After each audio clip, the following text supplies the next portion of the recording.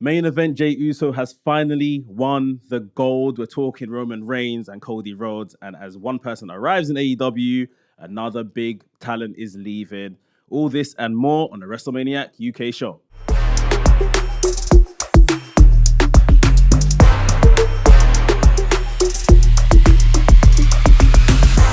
What's up, people? It's your boy Mex, the WrestleManiac, if you will, back again with another episode.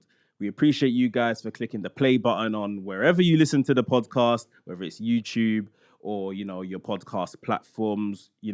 Keep the lights on in here, hit the like button, comment, subscribe, all that good stuff. And if you're listening on your podcast platform of choice, then make sure you leave a 5-star review. Nothing less. If you're going to leave something less, leave it alone. Don't do it. Yeah, don't do it.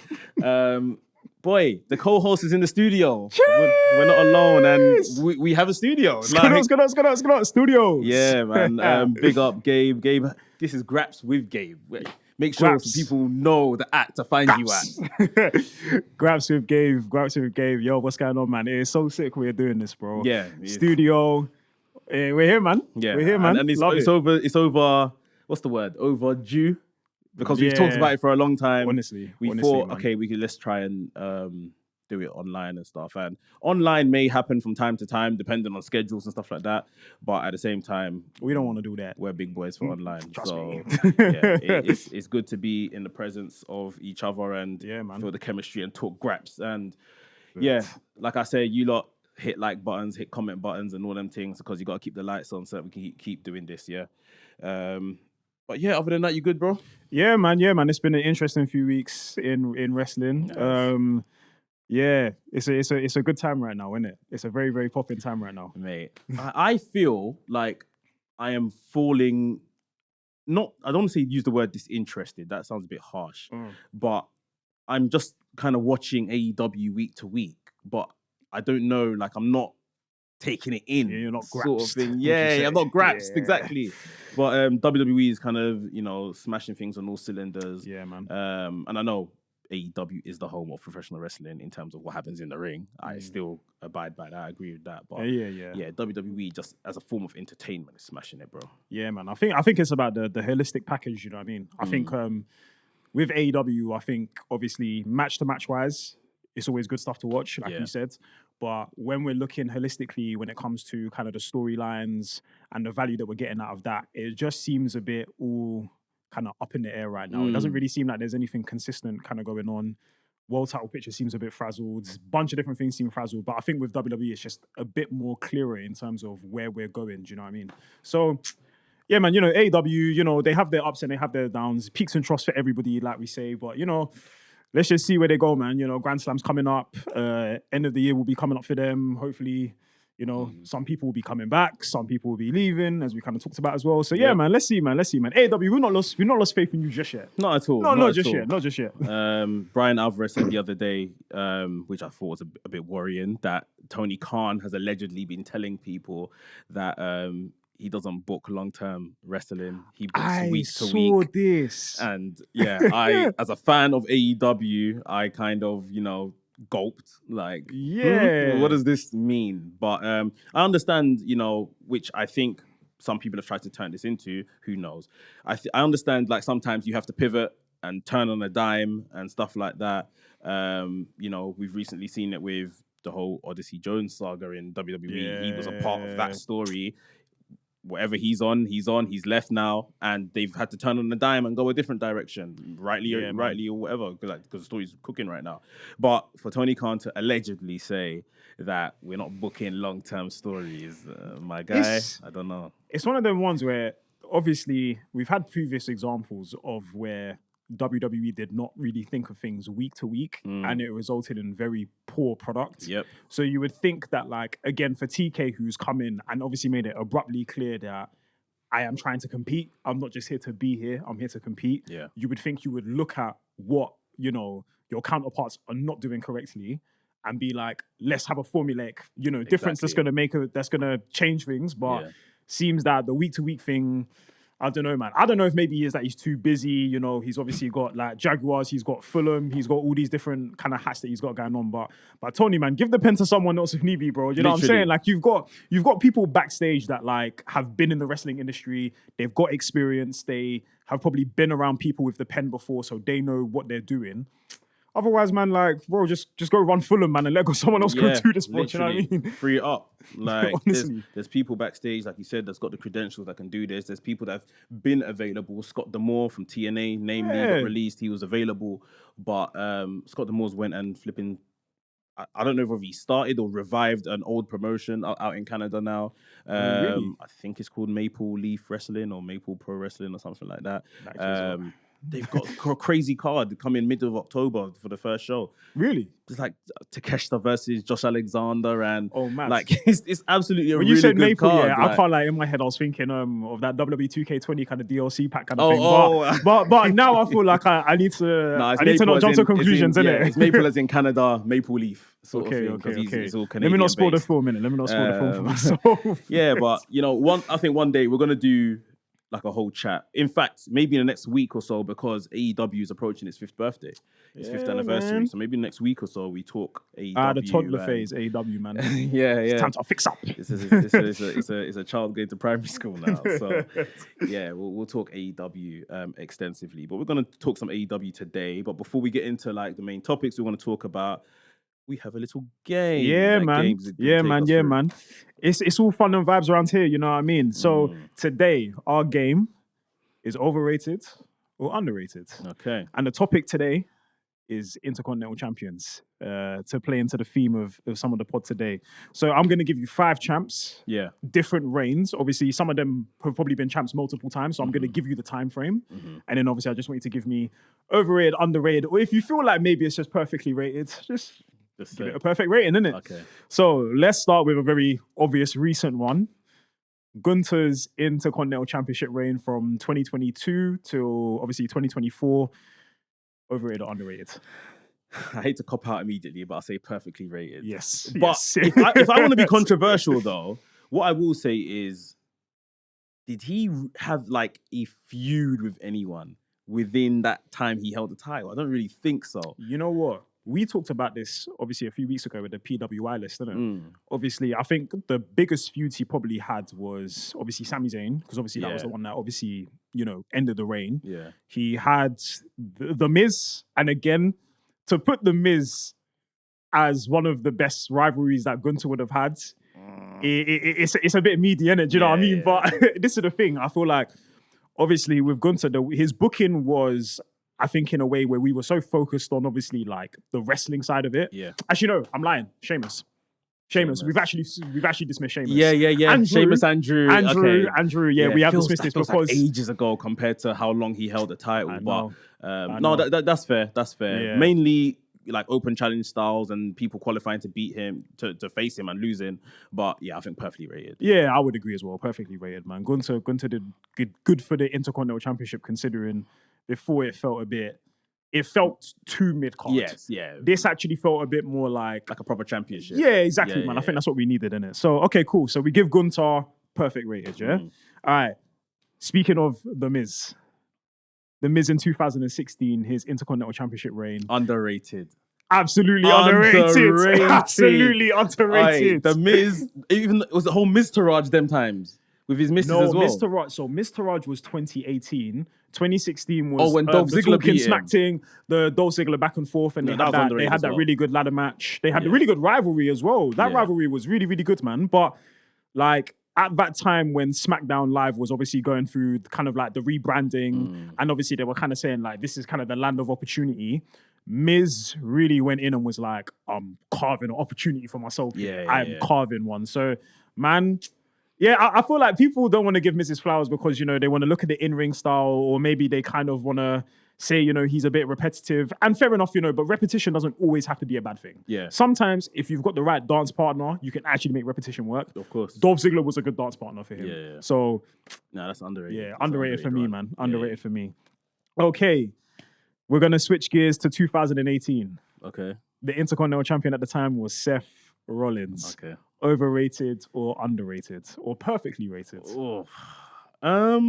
I might say perfectly rated. Yes. Like he done a lot of good stuff. That's when he was kind of the most since 2015 when he kind of burst into the scene. This was like the most where he was in his wrestling bag again. 100%. No 100%, gimmicks, man. No frills, just putting on good matches. So, he was keeping Raw alive for a period of time where obviously 2018 was a very weird, and 2020 was just incredibly weird and awkward periods for WWE. Yeah. But I think obviously, man, Seth was killing it with the Intercontinental Championship reign.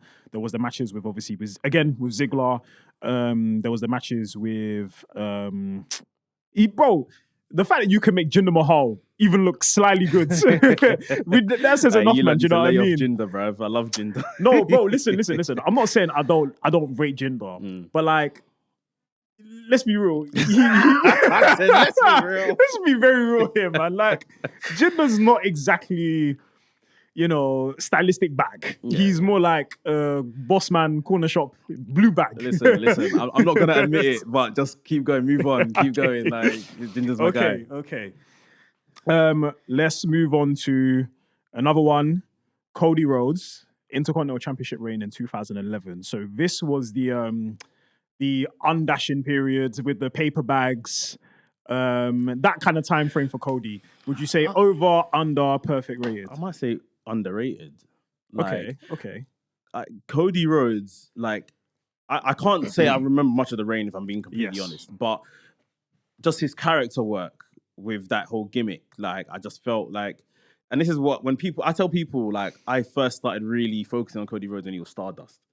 Because really? I thought, if this guy can do this, like, semi-entertaining stuff with this gimmick, this guy's all right. Like, and I was never really a big Cody person before that, and obviously the dashing stuff was before that. Okay. But, yeah, I'll say underrated. What do you think? I'm going to say over. Okay. What was crap about it? Okay. It's not that it's crap by any means, but, like, obviously a lot of people might say that, oh, like, at the time we really overlooked this gimmick, and I agree about the gimmick.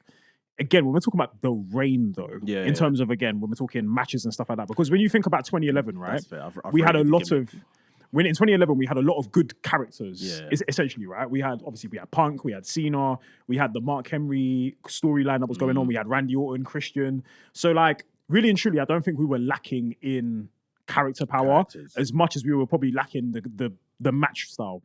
And I think Cody at the time, not too bad in the ring, but you could tell still was trying to find his feet. Like, Cody now has a good formula. Yeah. Back then it didn't seem that way. And I think, again, a lot of people just look at the paperback thing, but they don't talk about the title. The title, yeah, you got me. That's me. You got me. Even him bringing back the OG championship as well. Yeah. Again, I think we talk about the moments rather than the range. You know what I'm saying? So for me, I would say overrated. Yeah, that's fair. Okay, last one. 2003, Randy Orton. In Evolution style. Evolution mode, Randy Orton. So this is when he, was still kind of feuding with like the RVDs and stuff, but then he moved on to the Mick Foley feud as well, the Backlash match, the hardcore match. What do you rate that Intercontinental Championship run of Randy Orton? I think that's underrated. Underrated as well. I think Randy Orton, them times, especially how he was moving, he was young, he had energy, he was sprightly, no injuries. Yep. That drop kick that he does, like, I will never forget that drop kick. Like, that Randy Orton was very special. Listen, but like you've mentioned, the names he had to work with, these are like world-class talents, if not world-class talents, super experienced people. Like, he was very gifted and highly favored in that run. He was highly favored anyway because he was put with who he was put with. Exactly. He was well looked after. That was a really good reign. Yeah, I'd agree as well, man. Underrated, man. Randy Orton was like a very consistent part of Raw during that time as well. And obviously Evolution were kind of running things, but obviously it was in the middle of the Triple H Reign of Terror. Batista and Ric Flair, I believe, were tag champs. Yeah. And again, we don't really talk about Batista and Ric Flair being tag champs. You get what I mean? Yeah. So when you think about it, like, Randy Orton, in a way, was kind of holding it down for Evolution during that time frame. And again, like you said, man, the names he's working with, RVD, one of the best, workers we've seen. Mick Foley, that match solidified the legend killer. Like, legendary. Because trust me, them times, man, them were nearly getting killed in that ring with that hardcore match, bro. So yeah. All right, man. Well, that concludes the game of overrated, underrated. Nice one. Sweet, man. Sweet. lovely stuff. Right. So, what is on the agenda today? You wanted to take us through the cinema that is Roman Reigns and Cody Rhodes. Is it Jimmy that says Cinemana? Cinemana! This was Sinner, Terramana, all the manas all the manas, bruv. All the manas were in this one. I mean, so it's interesting because obviously, like, the production value was the big, I think, speaking point that came out of this. And obviously, in typical wrestling fashion, was met with mixed reviews, right? Yeah. So some people were like, loved the production style. It felt like you were watching like Sopranos. Felt like you were watching these big HBO production style things. Me, I'm sitting there watching. I was like, bro, this felt like EastEnders, bro. Like, you know when Phil had to like buck up on the lines for someone he didn't rate to get someone out the Vic, and that was the Christmas Day episode, bro. This is what it felt like for me. But some people were like, oh no, this is too high production. I like my wrestling, you know, like this or like this or like that. Yeah. Me personally, I think there's nothing wrong with the production value. I think, again, we're looking at a very big story which has been going on for 4 years. You're kind of going to expect high value around how this shows up. And then again, when we're talking that Roman and Cody haven't faced each other since WrestleMania. Yeah. So a 4-year run has ended. Guy took your title. Your whole family's been in disarray since then. So, of course, the first time you come into contact with this person, it needs to feel big, do you get what I'm saying? But what do you think about, like, the segment as Everything like you said, bro. I think this was, like, I've coined it like it was kind of like its own little short film inside of, you know, a 2-hour episode of SmackDown. Because of everything you've said, you know, the story between these two, this is big business. We can't just... Big. You know what? And it's one of them ones where you put it in a ring, and it's going to take 5 minutes for some idiot to start saying, what? And then all of a sudden, it's like the drama of it all is spoiled. Yeah, exactly. So it's like, true. it's like, let's take it out of this particular thing. And obviously, they're telling the story of Roman says he owns everything. He owns Georgia Tech. This is where he cut his teeth before he came into professional wrestling. Cody is basically saying that's poppycock, bruv. I'm from Atlanta. I'm from this place. So like, man said, you're trying to tell me I don't go here. Exactly. You don't go here. What? Just because you went to school here, like, or played American football here, bro. Man said, you ran on that field. I've been running every field. I own the grass. I own the grass that you're running on. Like, I am the Storm. So yeah, it's like just two men, I guess, being, especially Roman, I'd say, being a bit more petty and, you know, with the whole I own everything sort of thing. Yeah, I think it's a very high drama way to just basically say, can I trust you to be on my tag team partner? Yes, I agree with that. But I think like we're at the stage of this feud where we need to try new things. There's nothing wrong with trying new things. Yeah. And this was brilliant. And I might get heat for this, but people have been saying, obviously, two big characters on the same show. This is, you know, reminiscent of A Rock and Austin. I think this is the beginning of literally a Roman and Cody. I think this is going to be like, you know, the next gen, the young kids coming up. This is their Rock and Austin now, sort of thing. But the thing is, I feel like sometimes in wrestling, we have like, there's two lenses. There's the time lens and there's the rose-colored lens, right? Because again, a lot of people were there complaining about how it felt too high production, but people got to realize, you're like, wrestling is a sport and a business that consistently evolves. Like, you are never going to get a barbershop segment in 2024. You weren't getting barbershop segments in 2000, bro. We weren't getting APA backroom segments in 2010, 2011, or whatever the case may be. Like, we watch a business that constantly evolves and evolves and evolves and evolves. And like, they're right to do so. Do you know what I'm saying? Look at it like this, right?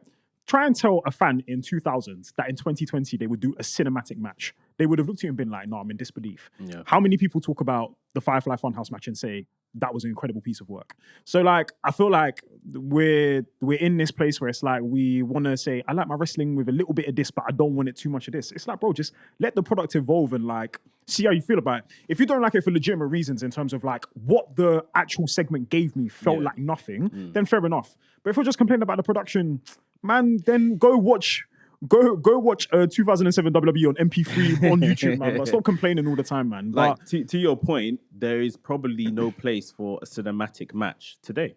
Yeah, 100%. Because obviously that was like a child of the pandemic, or even just before the pandemic, with the Hardy compound stuff. And yeah, we're outside now. Here we outside, So baby. it's like you can't be outside. having 20 to 30, 40, 70 seater 1,000 stadiums with fans and then everyone turn and watch the screen so we can put on this cinematic match. Like, You know what I'm trying to say, you know man? how much cinematic matches are costing these companies, you know, Yeah. like let alone what this would have costed WWE to just have Georgia even Tech hire out the that, stadium. You know what I'm saying? Yeah. the 7 cars, the convoy that brought Roman. Do you think that's free, bro? Like, Hey, why did he come in 7 cars, bro? he's the president. He's the president. That's why. No, but look, can we just deep this, yeah? My man said, "Oh, I know Georgia. Why do you need 7 cars to run through Georgia, bro?" He is the president. That is what the president does. Comes in the Oh, convoy, and then obviously Cody hit him with the subtle kind of line, which was great. Yeah. I mean, the thing is I feel like again, like you said as well. I think as well, like a lot of people are going to do the Rock and Austin comparison. I think we just need to say this is Roman and Cody, man. Yeah. Because and when you think about it as well, like this segment has set up so many little seeds of different things going on. Because obviously, Kevin Owens had his own reaction to that segment. Randy Orton will probably get drawn into this at some point in time. And then there's even The Rock. The Rock will even look at Roman and be like, why are you partnering with this idiot, bro? This crybaby, innit? Why are you there partnering with crybabies? That's true. And different things like that. And then you also got to think as well, that probably also sets up Roman and Cody 3, whenever that's going to happen as well. Here's my question for you. Go on. And this is the atypical trope that WWE like to do. Mm-hmm. Can 2 baby faces coexist in this manner? Do you think that when we get down to this match, Roman and Cody will actually be able to coexist in a way that results to them winning? Yeah. I think they will. It's not going to be nice. It's not going to be like, you know, we're slapping hands and doing tag team moves together and all this kind of stuff. Yeah. What's it? Get your ass in here. Literally, like it's gonna be chippy and all of that kind of stuff. Yeah. But they will coexist. I liken this to probably the last good match he had. If you remember, was it The Undertaker and Roman Reigns versus Shane McMahon and Drew McIntyre? I want to say. Oh my goodness, I remember that match was brilliant. I think that match was brilliant. I think the Undertaker match is brilliant, was brilliant in that But when match. you just look at it on paper, Yes, like them 4 names, you're just stupid. like, it's ridiculous. Yo, we're like, that was just before Drew McIntyre broke off and I think started picking up wins before he won the Royal Rumble. Yeah. I think that was just the back end of 2019. I think that would have been. 2019. Yeah. So that match is so random, you know, yeah. all my days. And Undertaker and Roman have obviously had the WrestleMania moment where seemingly we thought Roman had put him to rest. Yep. So, you know, things weren't necessarily the best between them, but there's just 2 guys that had to get on for the common good and respect shown sort of thing. Yeah. This is all this needs to be sort of thing. Yeah. I don't need Cody raising Roman's hand afterwards and saying, yeah, that's the next guy sort of thing. Hey, I'm calling it now, yeah? Yeah. If these 2 win the match, Cody's going to put his hand out. Roman's going to look at it. You're going to give him the smirk, innit? You know that Roman smirk? And you're gonna walk away, put the one up in the air and leave. and that's exactly what he should do. Yeah. Because as he's telling us, he's not changing. I'm still the same guy. So that's exactly what it should be. But I'm looking forward to this. How do you feel about this seemingly knocking the Hell in a Cell match off the pedestal? I don't like being it. the main event. I don't like it. Oh, you wanted that to be the main event? I was literally talking about this with my brother this morning, innit? I said to him, I was kind of explaining to him like the dynamic about the main event. And he was like, oh no, but it makes sense that obviously they would give these guys the main event because it's Cody's hometown. I said, fair enough. However, I don't think we always need to do the hometown thing because when I look at the Bad Blood card, and I even said this on the Discord the other day, Bad Blood tradition is the first ever Bad Blood was Shawn Michaels and Taker, main event, Hell in a Cell match. Bad Blood came back in 2003.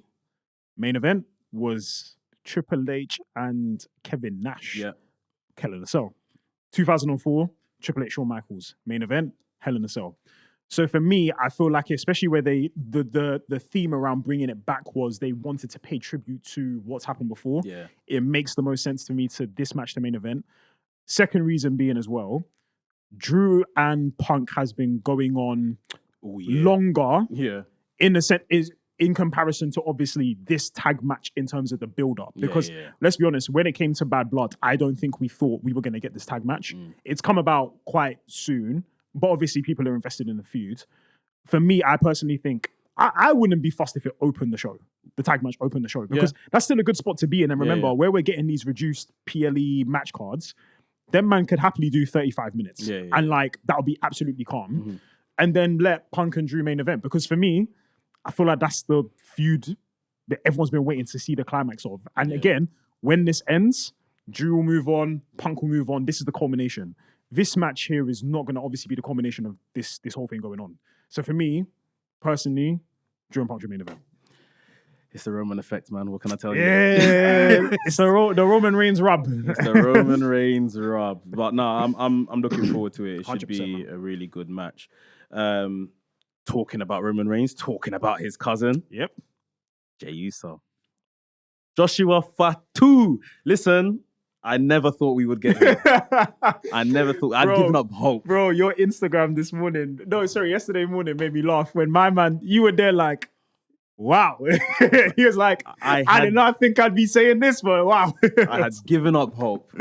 They were telling us on commentary, 6 attempts at singles championships, no wins. Literally no yeet. Damn. No nothing. And, you know, on a random ass Raw, he beats Bron Breakker on his second defense of the title. Well, not even a second defense at this point. He lost it. Yeah. So he defended it once against Sami Zayn, and that was it. And Jey Uso is finally main event Jey Uso with an IC title win. It's just him, Us. What was your thoughts when it happened? Bro, I didn't think it was going to happen either. We looked at the, when you look at the builds, Bron Breakker was kind of drumming in this whole thing of like, no member of your family has beaten mine, which I know for a lot of people, they thought that has to be so that means Jey has to win. Yeah. But Triple H loves a red herring. Remember, we need to remember that Triple H loves to throw a little spanner in the works. So for me, I thought, Jey's not winning. And then I think on top of that as well, again, we think of the Bloodline reunion is impending. Yes. So I thought he doesn't need to hold the championship now. For me, what I thought would happen is, and I said this in a video I dropped today, I said, the thing is, obviously with the Bloodline reunion, when Jimmy and Jey get back together, they actually don't have much more they can actually accomplish as a tag team. Yeah. So for me, I've said they could come back and do the Bloodline reunion, maybe have a few more tag matches here and there. Let them actually go off and go do their own thing again because they've proven they'd actually be fine. Yeah. Just don't let them fight in a one-on-one match again. But them two on their own would be fine. But when he won, man, I was to be fair, like I was happy for him, man. Like Jey, again, like he was saying, 14 years he's been on that roster. So think about for 13 of them, he's been in a tag team. He's always had someone to stand side by side. So for the 1 year that we've actually gotten main event Jey Uso, and for him to be in the same crowd as a Seth Rollins, a Drew McIntyre, a CM Punk, you know, Damian Priest, Judgment Day, all these lot, and for him to stand out and be his own person, but you got to give him props, man. So yeah, well deserved for Jey Uso, man. Well deserved. Yeah, his CV, when you look at it like widely, CV's kind of mad because it's like if he's been in WWE for 14 years, he's probably won about 10 tag titles. I think so, yeah. Now one IC title. That's on average like nearly a title per year you've been in the WWE. Like, and that's mad. Yeah, the Usos are obviously great. With Jey Uso, like I said, I just never expected this was gonna happen. My mind started going the minute he won it. I was just like, but why now? Why now? Like he's lost so many times, and it brings me now to War Games because I didn't think they're gonna do. I know a lot of people saying it's gonna be Bloodline versus Bloodline at War Games, and I thought the way Triple H is telling these stories. War Games is literally around the corner. Do we have time for Roman to go on a round trip to Raw and get Sami and get Jey back on side? And there's no PLEs but between Bad Blood and Survivor Series, is there? Yeah, there is. There is the Crown Jewel. Crown Jewel. So yeah, I was thinking, is Roman gonna have enough time, the way these stories are being told, to go and get all of these guys back, bring the band back together? And for me, this almost confirms that this is gonna happen because when Jey Uso turns up, or should I say when Roman Reigns turns up at Jey Uso's door, and Jey Uso opens the door with the IC title around his shoulder, you're not little bro in me anymore, you know? Like, I've arrived. This is true. I've arrived. You know, and it's one of them ones where it's like, Jey can now show I can stand alone. You know what? It's funny you even say this because My thing I was thinking about, okay, cool, when Roman and Jay next interact, if obviously Jey Uso still got the IC belt, and if they're obviously going down this War Games path, it's like Roman's gonna have to actually acknowledge that he's become main event Jey Uso. Yeah. Now. Like Roman has to acknowledge, like, you're no longer my right-hand man. You're actually your own man because you're holding the IC title, prestigious belt. You're one of the main people on Raw and everything like that. Like Roman, like, here's the thing, yeah. For me, Jay is not just going to willingly walk back. Jay is going to be like, nah, bro, like, you actually need to acknowledge me. You need to acknowledge what I did in the year that I've been away and distant from you. Look at what I've done. Yeah. Like, Roman's going to have to acknowledge that. However, I do think it could be fairly quick turnaround. The reason why I think so... In terms of Roman getting the band back together? Yeah. Okay, go on. The reason why, Cody Rhodes. As the glue? Yes, because when you think of it like this, yeah, Jimmy... It's okay, it's actually, sorry. Extract Jimmy. Sammy and Jay, because I think Jimmy will just go back with Roman. I don't think there'll need to be much of a discussion. Likewise, yeah. With Sammy and Jay, the one person who forgave the both of them for all of their mistakes, Cody Rhodes. Yeah. So I think what will happen is, where obviously Cody and Roman will team together, they'll probably win. There'll be a healthy level of respect. Roman will probably try and go to Jay. Jay will probably decline it. And then Cody will be like to him, yo, I gave you a second chance. Yeah. All the people around you gave you a second chance. You need to give him a second chance. Yeah. Cody's a great shout. I was actually thinking that it would be Sammy. And a mixture of Sammy as well. Yeah, I think it's going to be Sammy saying, you know, at the end of the day, as you guys always should tell me, family is everything. Exactly. It's true, man. So, it's true. you know, let's kind of bury the hatchet and, you know, mend fences here. Mad. But, yeah. What do you think is next? Like, is Jey Uso going to hold this title for a significant amount of time? You know, is Jey Uso now placed to go on from the IC title, as we, you know, tradition has often led, to become a WWE World Champion? Like, what do you think is next in store for this? On my channel today, I Graps with Gabe. On my channel today, I said that Jay does not need a long reign. He doesn't. Because we know Jay can go as a single star. It's not like Jay now needs to prove himself as a single star, because we've seen that for the last year. For me, bro, this man could go 3 months. IC champ could be a decent reign. Yeah. Honestly, as long as they just book him correctly, which in hindsight they haven't necessarily not been doing. So I think he's okay. I just think they just need to make sure that, and you know, don't hate me for this, but can we just turn down the yeet just a tiny bit, please, man? Because if I see my man holding the belt, I'm gonna be like, I get this, get it on my TV, man. Give the belt back to Braun. Give the belt back to Braun. I mean, Braun's a whole separate subject. I don't know why they've done my man like that. Do you know what, bro? Braun will be fine. I think he will be fine, and I think this is to almost get him up to a challenger for Gunther. But it's just like one title defense. You know what though? Yeah, I will say this in hindsight. He's been on the main roster 6 months, 6 to 8 months at best. He's been consistently very well booked as a big force. So for him, like you said, it's a plateau to being a challenger for Gunther. And when you think about it again, Braun can even go up against Gunther and lose, and he'll be fine. Yeah. And I also do think that somewhere along the line of 2025, we get Braun Breaker and John Cena. Yeah. And Braun is probably going to win. Yeah, Braun should smoke him. Braun should absolutely smoke him. Okay. Well, yeah, we'll watch this space for Jey Uso and where he can go next. I'm happy he's done it. It's been a long time coming. Yeah, credit to you, Jay, man. Yeah, definitely credit to Jay. One person that is allegedly considering or may consider exiting the WWE, which I don't really know why you would do that, but we're going to talk about another offender of that in a second. Kevin Owens. Yeah. Kevin Owens' contract's up at the end of the year. And, you know, it sounds like WWE are just beginning to open negotiations on his contract. If I remember correctly from an article published in Forbes, Kevin Owens is a top 10 earner in WWE, maybe on about $3 million a year. Don't quote me on that, people, but I'm like 90% sure he's a top 10 earner, and he's in the realm of about $3 million a year. I think that's the deal he signed in 2019. Well deserved, man. Well deserved. And obviously now with his contract coming up towards the end of this year, AEW said to be ready to make him a big offer, which I would assume is about 5 million a year, maybe, for him to kind of walk out on WWE. But should he go to AEW? No. I'm sorry. No. I don't think No so way. KO. No. Do not go. Trust me. But okay, if you're Kevin Owens, bar the money, put the money to one side. What is WWE's pitch to keep him?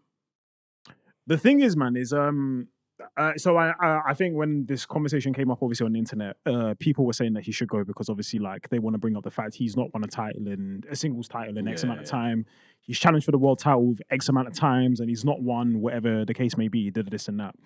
But what we have to remember is, Kevin Owens from 2020 has actually been quite consistently well booked to some extent. There's a few little troughs there and there, but you've got to remember, in 2021, he was like he was one of the people I think that really helped Roman's run in the Thunderdome. Yeah. Like, I think they had 3 matches where it was the Last Man Standing, the Last Man Standing match, the TLC match. They had a cage match as well. Also, can we also say, Kevin Owens and Roman Reigns, incredible chemistry. Yeah. Incredible chemistry. They had a Royal Rumble match back in the day when Kevin Owens was a heel, Roman was big dog. Yeah. And they had a match at the Royal Rumble. Fantastic match as well. Yeah. So there's that. There's also, obviously, man got to be Stone Cold's opponent at WrestleMania. He's main evented 2022 two WrestleManias, bro. Like, and then the 2023 one with against the Usos. I think obviously, like, somewhere along this year, he maybe kind of has fallen along the shuffle a little bit because, again, he's still kind of been involved with the bloodline kind of stuff. But if I'm honest with you, I don't actually see a reason why Kevin Owens could not be champ next year. This is it. Talk about it. The stocks for Kevin Owens being champion next year, ladies and gentlemen. Start investing now. Yeah. Trust me. Invest in KO. Yeah. Invest in KO, man. I don't think he should go to AEW. One of the big critiques about AEW is the roster is bloated. We'll get on to one of the bloaties in a minute. The bloaties, I'm telling you.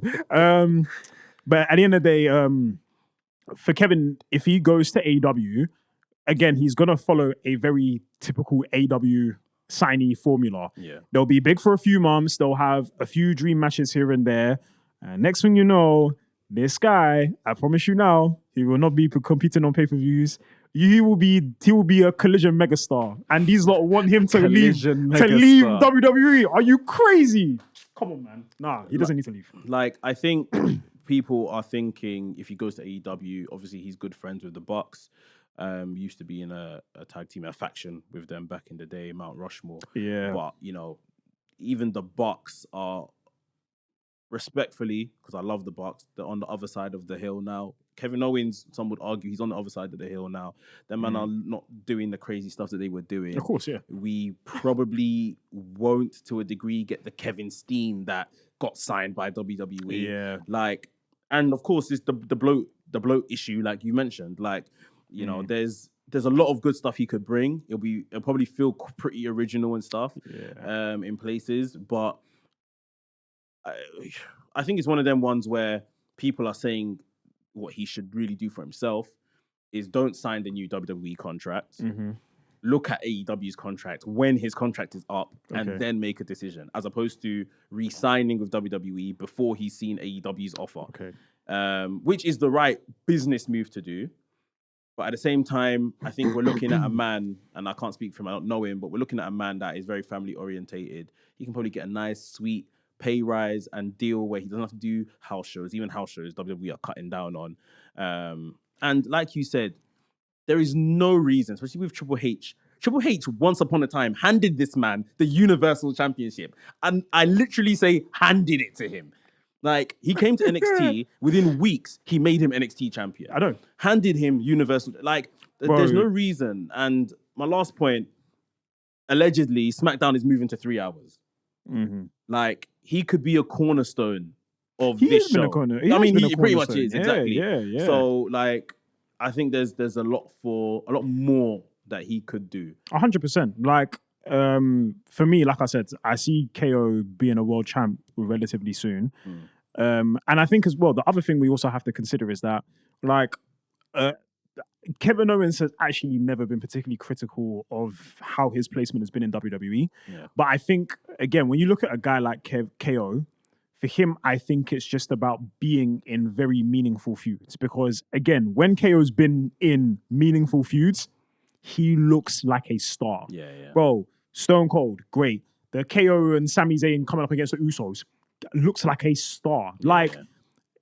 I think at the end of the day, we have to remember that it's not always about how many times you did or did not win a world title. There are people who are Hall of Famers and are legends and are revered in this industry who literally never even touched the gold once. This man got handed it. He just reminded you. He got handed it, bro.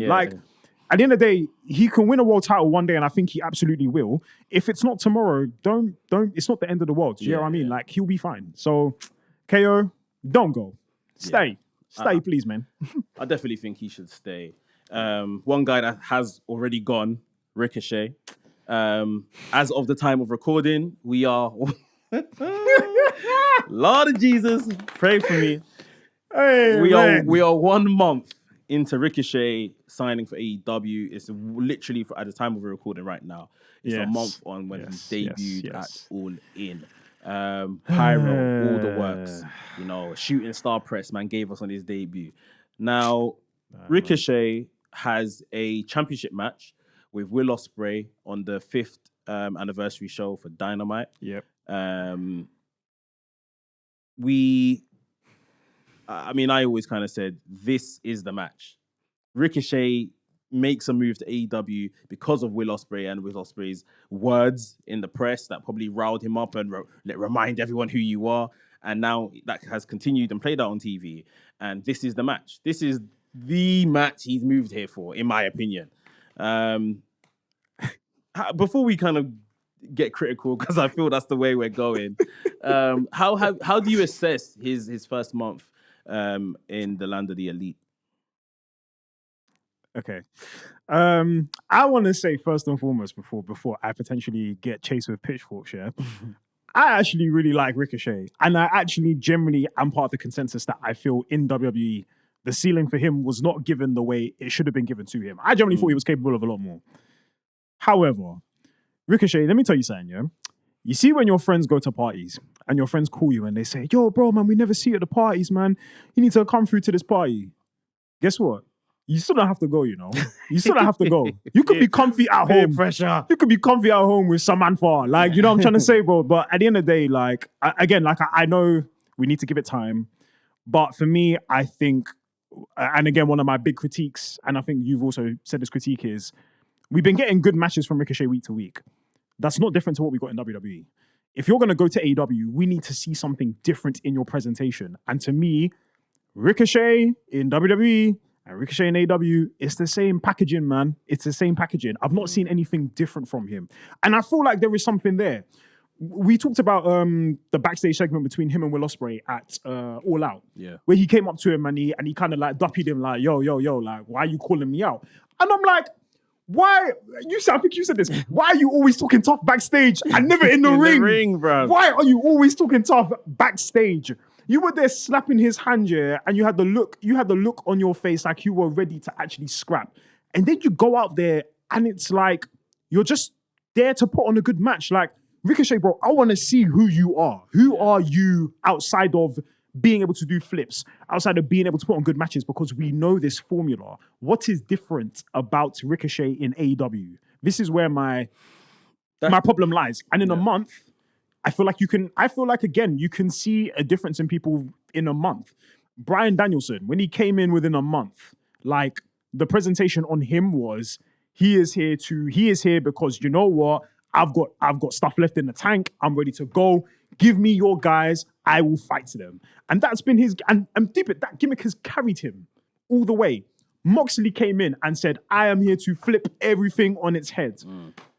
Ricochet, same thing. I mean, like you rightly say, Danielson came in and one of the first things he says, you know, should I kick this person's effing head in? And if you've been watching, you know, WWE, which is a polished product and PG product, is like all of a sudden Danielson said, I'm going to kick someone's effing head in. Like, whoa, you know you're dealing with someone new here. Moxley, I mean, the man changed his name. We know we're dealing with someone new. Cody Rhodes, moved from WWE, AEW to WWE, sorry. At the time, yes, his presentation and in AEW wasn't the best at the time he moved, but he had the general presentation. Yeah. And WWE basically done copy and paste, picked him up and just moved him into their rankings. Now, everyone would pretty much agree that Ricochet's presentation in WWE wasn't all that. It was not. So why have you picked it up as is and moved it into AEW? You, in the first month, in my opinion, and this is not Ricochet's criticism at all. Again, true. This is all on the booking. Because in the first month, you haven't taught me as a WWE viewer or maybe a new audience member that doesn't know Ricochet, you haven't taught us anything interesting about this guy. Exactly. All this is another guy that can wrestle. This is the land of wrestling. So I would like to think, yes, that he fits in. But so it's like, you haven't taught me anything new about him. The allegations of this guy can't cut a promo, again, it's all in the backstage area. It's never out in front of the crowd. So we're not beating those allegations right now. That's what I'm trying to say. You're not putting the best foot forward for him to thrive. He should. I saw him come out all in with Pyro. And I said, they're spending Pyro on Ricochet. I said we've got a main eventer. We've got a main eventer. I said the same thing. We don't have a main event. I'll tell you that. I went all in with my friends who don't even watch wrestling. And when he came out, one of my bros who kind of just sees a few things here and there, he went, yo, oh my days. He's like, yo, that's Ricochet. He goes, yo, bro, what? He's like, and he was there getting gas. Bear in mind, again, he doesn't even follow Ricochet like how we did in WWE. Yeah. So for him to see him come out in AEW, and obviously from his presentation alone to go, oh my days, that's the guy I saw from there, then you know he's going to be a big deal. Bruv, then they went to Wednesday. Wednesday. And then Wednesday happened. And then Wednesday happened, bruv. Yeah. Like, I think the following Wednesday even, obviously, I think he's on the show the Wednesday after All In. The following Wednesday, he wasn't on the show. Yeah. And my jaw was on the ground. I was like, what? Again, like I said, yeah. And again, people wanted to war with me on TikTok about how I was complaining. My complaint is valid. Bro, you've showed up at All In, one of AEW's biggest shows, and you showed up in a big match. So therefore, you've come across as a big deal. You then have a match on Wednesday, and it was with Carl Fletcher. Yeah. And again, everyone was like, ooh, we know where this is going. Yeah. Why are you not on the programming in any way, shape, or form next week? We didn't even get a vignette. We could have at least got a vignette. Let me run you lot back here, because you lot think Ricochet can't cut a promo. Do you remember when he was feuding Ali on Main Event? Yeah. That was a sick feud. Wait, did you not see that promo he cut where he came out of his whip? Yeah. Man came brushing off the blazer. He said, Ali, yeah. We gonna go to. I said, where is this guy? But where is this guy what I'm saying. Been? As long as post-production exists, they will let Ricochet cut a promo. Where it is, you can edit it and put it in Final Cut or Premiere Pro, whatever your choice is, maybe CapCut. Like, they will let him speak. Yeah. Man. When it is time to give him the mic and stand in front of people, human beings that are breathing, and they can't go, oh, sorry, you can mess up now, and you can't mess up now. Like, and he must. I don't know, because it really just doesn't make sense why we're just not giving him this opportunity. And maybe, like I say, it's right in front of me that he can't cut a live. I can't lie, man. I think Drew McIntyre put a deterrent in his confidence, boy. We said, I'm not really gonna talk. Shut up, then. And since then, Ricochet, you have shut up since then, bro. Yeah, you can talk now, man. It's not. You can talk now, man. But yeah, man. I don't know, man. That's what I think. Again, it's not attacking Ricochet. I know Ricochet is really, really good. For me, man, and like Del said, because Del quoted me, Tony, I want to see the books, because where's the booking? Yeah. But it's not making sense. 2 quick questions before we move on. Yeah. Should he beat Will Ospreay for the international title? Yes, but not now. Okay, so the one at the 5th anniversary, you don't think he should win? I don't think he should win here.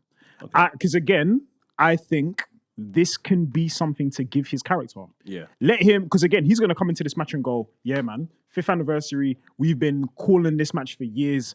I have to come into it and I have to win. Yeah. So when he loses, this should stir something in him to be like, no.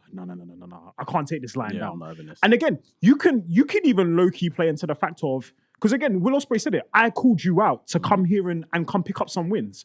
So that should be a stirring point for Ricochet. It should be, bruv, my man called me out and then I lost. Nah, no way. I'm not getting little broed. Like, this is my thing to charge me back up to get back in the game. Yeah. And then, bro, run it a double or nothing. Let Ricochet go on a streak of something between 5th anniversary to double or nothing. Let him run that. And bro, I think we could get something out of Ricochet. So yeah, I think he should win it later on, just not now. Makes sense. And is he in a better spot than he was in WWE? The grass is not green on the other side. He has stayed on the same patch of grass. It's just two different fields. Literally. That's all I got to say. No movement. Well, yeah, I hope things get better for him because I do. He is a supremely talented talent. But we need something new. 100%. We need something new. The office needs to trust him, in my opinion. Yeah. Yeah. One person the office doesn't trust, and one person that wants out of the office, in fact, Miro. Where did it all go wrong for this guy? I don't even know, man. I don't know if it was bringing in, obviously his now ex-wife. I don't know if it was then because, listen, that Redeemer gimmick, amazing. A1 gimmick. Amazing. And then, when she came in, it probably did get a bit convoluted. Yeah. That, it was nice when he just used to talk about her like just some like mystical creature that I only bow down for God and my wife and all these kind of things. But the minute she came on screen, I don't know, it just didn't help him. And I think as well it was the fact that they brought her on screen, and then it was the fact that they also kind of weren't together. So it's like the whole time he's been there cutting promos about how I'm here doing this for God and for my wife, and then your wife shows up and she don't want to be near you. Yeah. And to be fair, now obviously we know what happened with their relationship. Yeah, that may have been playing into where that booking went wrong, sort of thing. But then I just wouldn't have done it. Well, yeah, I agree, but we're not the ones writing this, are we? True. So, Tony, let me see the books, please. I mean, some of the highs of Miro were that TNT title run. Yes, he was in 2021, bro. Fantastic. He was so good there. The lows, I think, was the gamer gimmick he came in the door with. You remember that? Yo, I forgot about that. He was some gamer or something, and obviously he called his finisher Game Over, and that stuck. But I just feel, and I'll always go back to AEW doesn't have a very good track record of booking big guys. Nah. Yeah, he's probably a bit of along with that, he's probably a bit of what's the word? The turnover from bringing in a lot of people early on and in the pandemic, and then more good people become available to you. Exactly. And we sign more good people, and then you get put on the back burner. Yeah, man. Yeah. I think for him, the another key thing as well is the fact that I think where the TNT title picture, I think there's a bit of a curse around it. If you stay there too long, it almost becomes That's where you it becomes where it's at. Yeah. Like, there was that period where the TNT title was just in absolute shambolics. Yeah. And, like, again, Darby Allin had to be away from it and obviously kind of be around Sting. And even then, he was still kind of relatively involved. But Sting and being able to be in a tag team with Sting kind of helped him. Sammy Guevara, look at Sammy Guevara now. Like, I'm not even trying to be rude to Sammy Guevara, but brother, as someone who's been mentioned as the 4 pillars of AEW, the TNT title run and all that kind of stuff that came with that did not help him. So, plus, I think his own misdemeanors. 100% as well. Yeah. But that's what I mean. I feel like with Miro, because we had the TNT title run and it was really great, and then once it stopped, he even had a pretty good run in the World Title Eliminator tournament in 2021 when he was going up against Danielson and stuff like that. Mm-hmm. That should have been the moment where we should have been seeing him in upper. That was last year, wasn't it? 2021.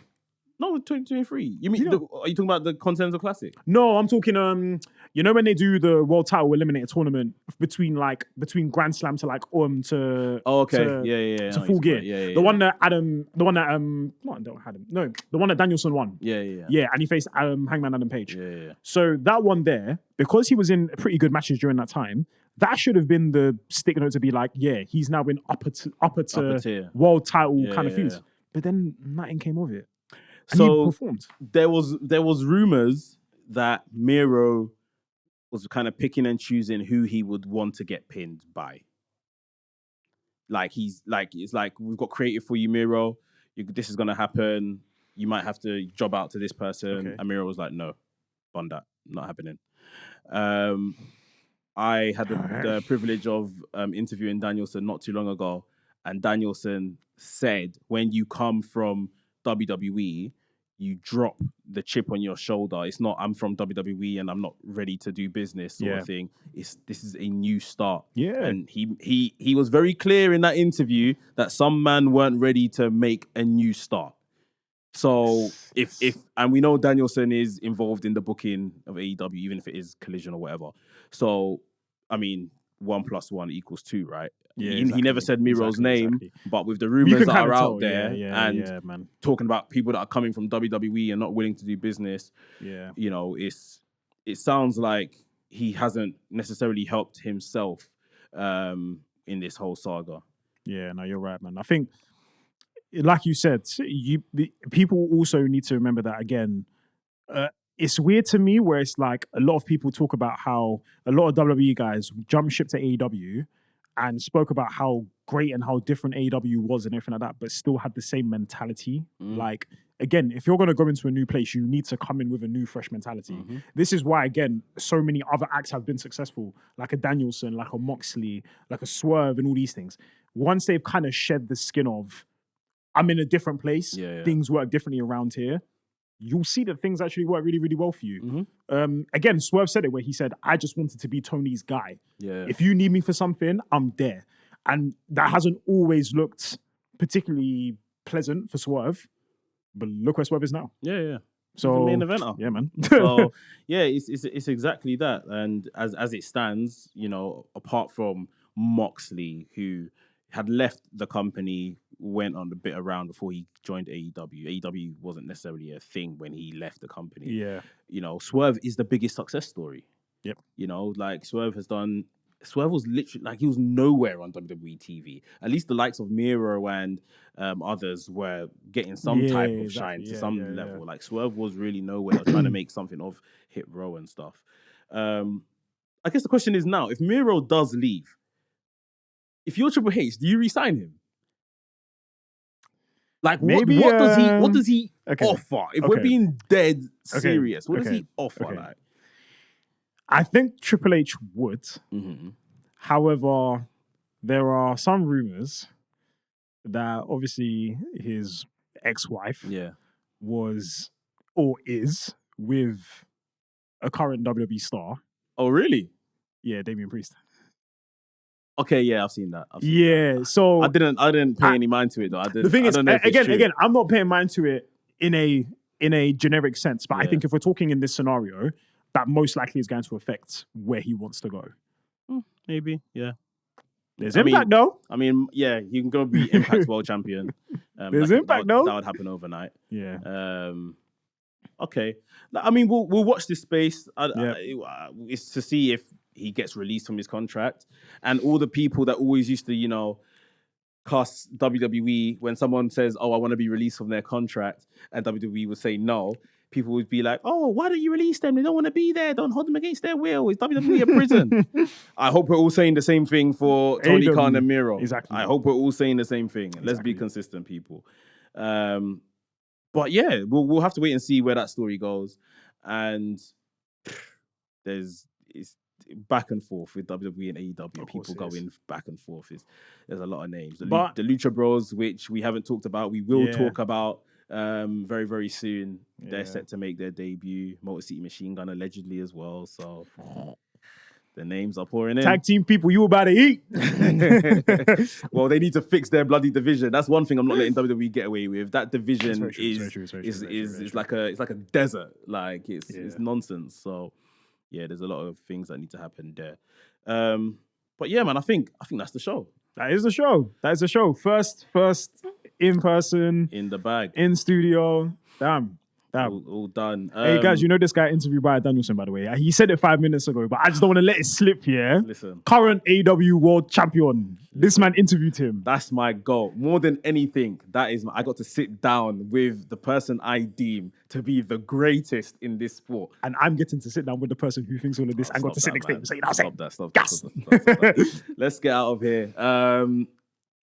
This has been great. This has been fun. Yeah, man. Appreciate everyone that's tuned in. Make sure you hit the like, comment, subscribe button. All of them things that 100%. We say. If you're listening on the podcast, then hit 5-star reviews on wherever you get your podcast. Gabe, where can the people find you? TikTok, Instagram, Graps with Gabe, Twitter, Gabe the Kid 142. Yeah, man. Follow me, man. I'll talk more about all of this stuff. But yeah, man. Follow. He's relentless with the content. He's relentless with it. Basically, what it is, Big Bro's the hardest working. I'm trying to be the next hardest working. I'm not the hardest working anymore. I got kids, man. Yeah, man. It's been great. Find me at WrestleManiac UK for whatever platform I'm on all of them. And yeah, WrestleManiac UK signing out, and we'll see you soon. Peace.